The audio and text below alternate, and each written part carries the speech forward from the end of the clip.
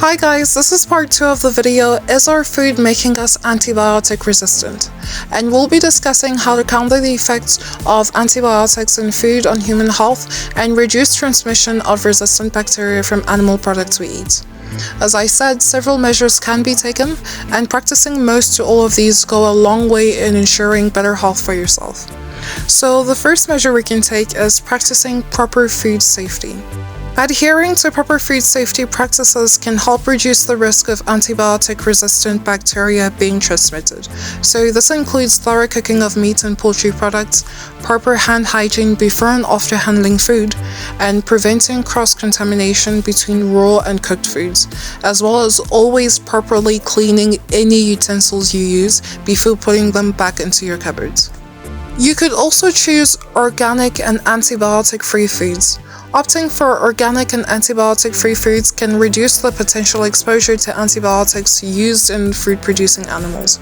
So look for labels such as organic, antibiotic-free, or no antibiotics ever when purchasing your meat, poultry, or dairy products.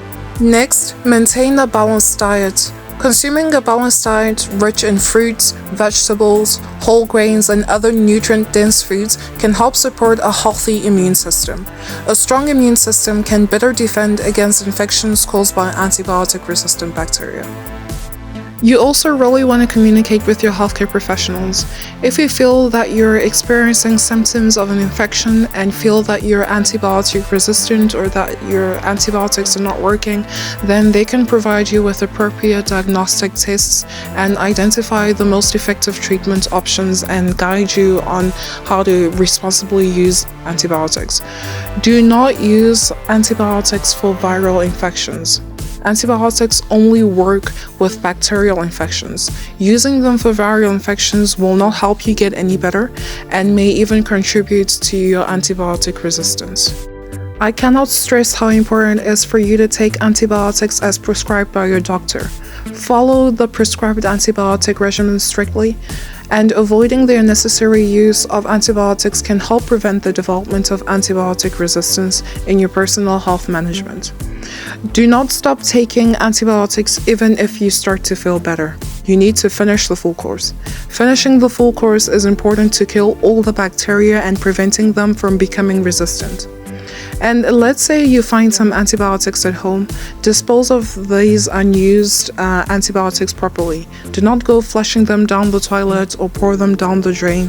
Instead, take them to your local pharmacy or a proper waste disposal facility. Okay, now let's talk about tips for farmers.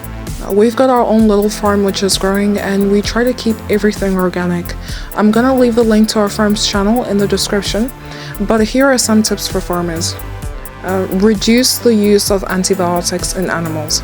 So this can be done by only using antibiotics where necessary, such as to treat a bacterial infection, and it's also important to use antibiotics for the shortest possible duration and to follow the vet's instructions carefully. Next, you want to improve animal husbandry practices. So this includes providing animals with adequate space, ventilation, and sanitation.